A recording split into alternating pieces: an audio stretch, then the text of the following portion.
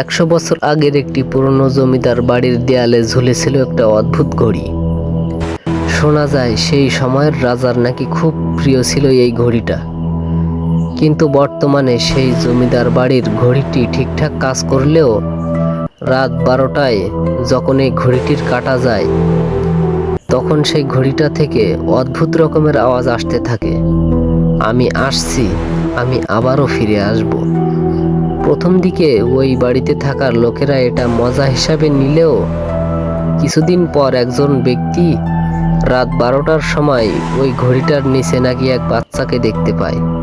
তার চোখ ছিল লাল, শরীরে ছিল অদ্ভুত রকমের ক্ষত এবং মুখে ছিল অদ্ভুত রকমের হাসি।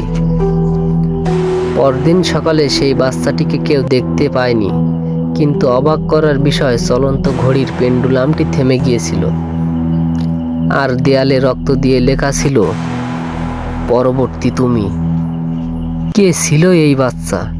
কেনই বা এই ঘড়ি ঠিক রাত 12টার সময় অদ্ভুত রকমের আওয়াজ করে? এর পরবর্তী পার্ট পেতে চোখ রাখুন ছায়ালোকের পর্দায়।